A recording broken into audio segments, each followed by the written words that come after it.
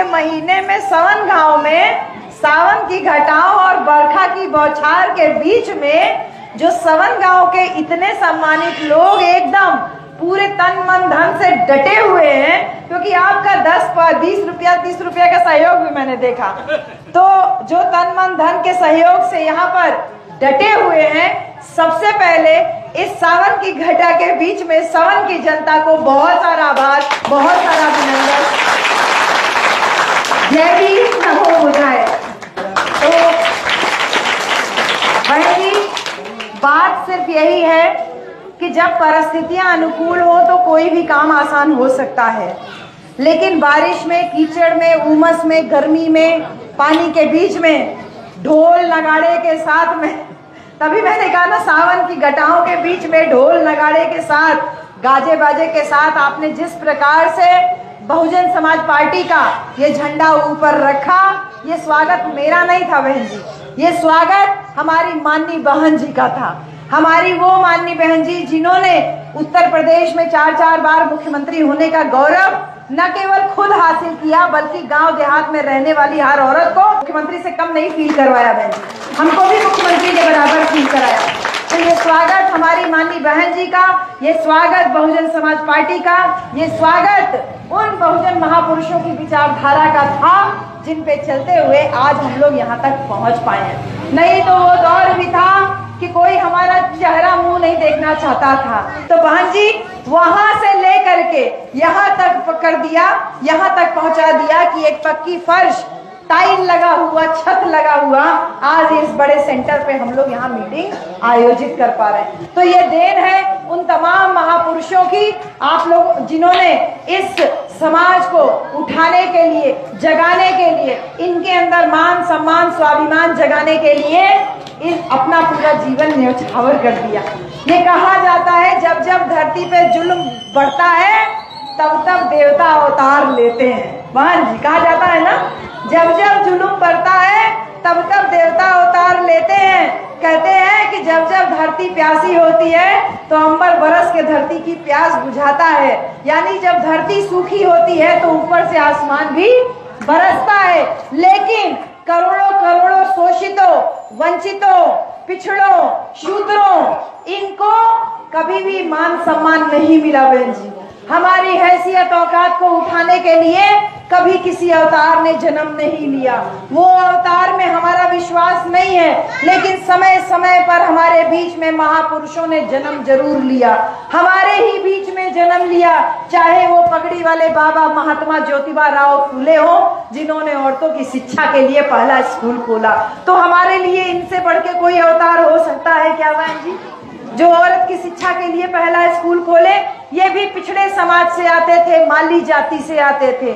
इसके साथ ही साथ तमाम आंदोलन पिछड़ी जाति के लोगों ने किया, क्योंकि यहाँ राजभर समाज के लोग बैठे हैं और तमाम पिछड़ी यादव समाज के लोग बैठे हैं। पिछड़े समाज के लोगों ने ही इस पूरी क्रांति को जन्म दिया, चाहे तथागत गौतम बुद्ध हो, चाहे संत कबीर हो, चाहे महात्मा ज्योतिबा राव फूले हो, चाहे पेरियार रामास्वामी नायकर हो, और फिर आगे चल के भी, इसके आगे भी तमाम बहुजन समाज में जन्मे साहब राजश्री शाहू जी महाराज हों, ऐसे तमाम पेरियार ललई सिंह यादव हों। बहन जी समय समय पर महापुरुष लोगों ने जन्म लिया और हमको जागरूक करने का काम किया।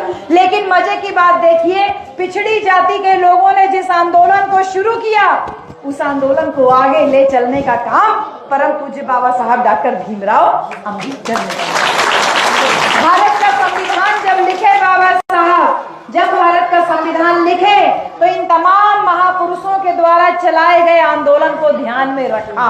महात्मा ज्योतिबा फूले, जो पगड़ी वाले बाबा हैं बहन जी, ये सामने पगड़ी लगाते थे, कोट पहनते थे, किताब लेके चलते थे, अच्छी घर में जन्म लिए थे, माली समाज में थे, लेकिन परिवार संपन्न था। लेकिन एक शादी की बारात से बाहर निकाल दिया जाता है कि ये शूद्र है, ये नीच जाति का है, और हमारी बराबरी में कैसे चल रहा है। तो शूद्र जाति में जन्म में है, भले पैसा है तो क्या, लेकिन इज्जत मान सम्मान नहीं था, निकाल के बाहर कर दिया जाता है। उस बात को बाबा साहब डॉक्टर अंबेडकर ने जब संविधान लिखा तो ध्यान में रखा कि समाज के साथ ऊंच नीच का बर्ताव होता है, छुआछूत का बर्ताव होता है। गले में मटका, कमर में झाड़ू भी हमारे लगाई गई थी। हमको इंसान नहीं समझा गया, तो इस ऊंच नीच गैर बराबरी को खत्म करने का काम बाबा साहब डॉक्टर अंबेडकर के संविधान के द्वारा हुआ। यहाँ जितने राजभर समाज के लोग बैठे हो, मौर्य समाज के लोग बैठे हो, यादव समाज के लोग बैठे हो, बिंद समाज के बैठे हो, और बाकी और चमरौटी धोबियान पसियान के लोग बैठे जो हो, आप लोग बहन जी हम सब के बात के नॉलेज रहे के चाहिए। जबले संविधान ना लिखा रहा, हमन के क्यों पूछे वाला ना रहा। संविधान लिखे बाबा साहब, हक अधिकार मिला, इसको सुरक्षित रखने के लिए भी बाबा साहब प्रबंध करके गए। हमन खातिर प्रबंध कई के गए ने, कहे कि हमन के खाए पिए का अधिकार ना रहा, नीक से खाए का अधिकार ना रहा मिला, पढ़े के अधिकार ना रहा मिला, सब अधिकार मिला। लेकिन ये कुल अधिकार के सुरक्षित रखे खातिर बाबा साहब एक अधिकार और दे के गए, वो था वोट का अधिकार। ऐसे इशारा करती है ना उंगली बाबा साहब की, ऐसे इशारा करती है। आपने अक्सर सुना होगा बाबा साहब का उंगली तोड़ दिया जाता है, हाथ तोड़ दिया जाता है, मूर्ति तोड़ दिया जाता है। कि क्यों भय है बाबा साहब की उस उंगली से, बाबा साहब की उस मूर्ति से? क्योंकि वो बाबा साहब की मूर्ति नहीं, विचार है बहन। डरते हैं लोग, कुछ लोग डरते हैं, ये सामंतवादी सोच के लोग, जातिवादी संकीर्ण सोच के लोग डरते हैं कि कहीं बाबा साहब की मूर्ति का विचार आपके बच्चों तक न पहुंच जाए, आपकी अगली पीढ़ी तक न पहुंच जाए। कहीं वो विचार पहुंचा तो बाबा साहब की उंगली का इशारा समझ न जाओ। वही उंगली का इशारा है, बाबा साहब कह रहे हैं मैंने सूट बूट पहना है, कोट पैंट टाई पहना है, तुम लोग भी साफ सुथरा कपड़ा पहन के रहो। मैंने हाथ में किताब ली है, ये संविधान है, इसमें तुम्हारे हक अधिकार सुरक्षित किए हैं। और उंगली के इशारे से कहते हैं तुम्हारे दुखों की मुक्ति का रास्ता संसद से होके जाता है, उठो संसद के ऊपर कब्जा करो। उस उंगली का इशारा संसद की तरफ इशारा करता है, तो उस उंगली के इशारे को पूरा करने के लिए वोट का अधिकार दे के गए। लेकिन ये कह के गए अगर वोट सही चलाया तो अपने आप को राजा बना लोगे, लेकिन वोट को अगर बेच दिया, चाहे दारू पे, चाहे मुर्गा पे, चाहे पैसा पे, अगर वोट बेच दिया तो तुमसे बड़ा भिखारी भी कोई नहीं होगा। इस बात को कोई नहीं समझा बहन जी, इस बात को कोई नहीं समझा कि तुम्हारे वोट की कितनी कीमत थी। समझे तो समझे साहब कांशीराम समझे। साहब कांशीराम ने ऐसा समझा बाबा साहब को कि निकल पड़े अपनी सरकारी बहन जी ने, हमारी बहन जी ने ये जनता के राज को चलाने के लिए, जनता के अंदर मान सम्मान स्वाभिमान जगाने के लिए हाथों मेहंदी नहीं लगाया बहन जी, माथे सिंदूर नहीं पहना बहन जी, सुंदर सुंदर रंग बिरंगा कपड़ा नहीं पहना, गहना गुड़िया नहीं पहना। बहन मायावती जी ने जिस दिन घर छोड़ा, अपने पिता की चेतावनी के साथ घर छोड़ा। उनके पिताजी ने भी उनके लिए आंसू नहीं बहाया। हो सकता है कि दिल में कष्ट रहा हो, लेकिन पिता ने चेतावनी दिया कि सुनो, अगर तुमने आज घर छोड़ा तो इस घर के दरवाजे तुम्हारे लिए हमेशा बंद हो गए।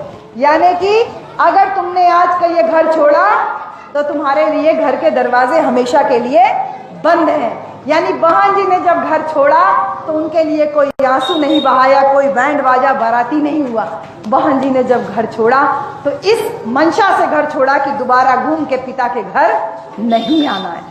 ऐसा त्याग किया हमारी बहन जी ने, और जब ऐसा त्याग करती है कोई बेटी तो वो और मजबूत ही बनती है। जब प्रतिज्ञा ली कि मैं शादी नहीं करूंगी, घर परिवार नहीं बसाऊंगी, ये बहुजन समाज ही मेरा घर परिवार है, उस दिन हमारी बहन जी और मजबूत हुई। और जब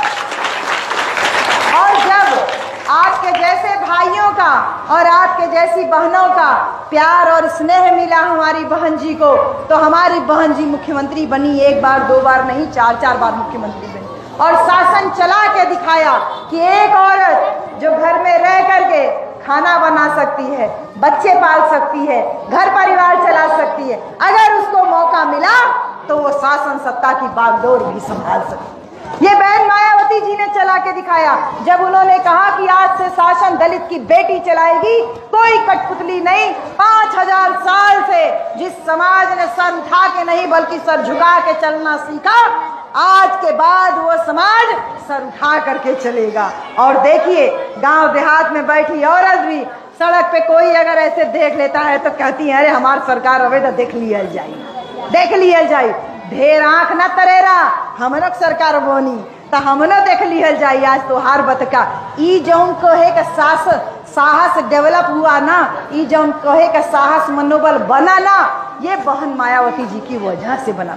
पिछड़े समाज के लोगों में साहस ऐसा आया कि मेरे राजभर भाइयों, मेरी बहन जी मुख्यमंत्री बनी, चाहती तो स्पीकर बन सकती थी, लेकिन राजभर समाज के भाई को माननीय सुखदेव राजभर जी को ऊंची वाली कुर्सी पे बैठाया, स्पीकर बनवाया, कहा कि राजभर समाज बहुत पीछे है, ऐसे में राजभर समाज के लोगों के अंदर मान सम्मान जगाना है, राजभर समाज के लोगों के अंदर मान सम्मान जगाना है तो राजभर समाज का स्पीकर हम बनाते हैं। बहन जी ने उनको स्पीकर बनाया, बाद में स्वामी प्रसाद मौर्य जी को नेता प्रतिपक्ष बनाया, यानी सभी जाति, सभी धर्म, सभी समाज के लोगों के लिए काम किया। बहन जी ने अपनी शासन काल में 33 नया जिला बनाया। बच्चों, हमारी बहन जी ने 33 नया जिला बनाया।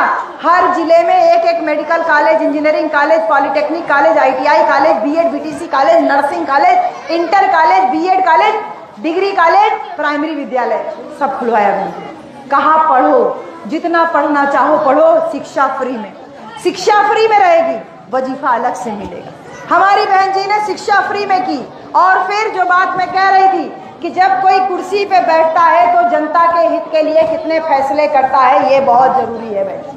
हमारी बहन जी को कुर्सी मिली तो जनता के हित के लिए फैसले किए।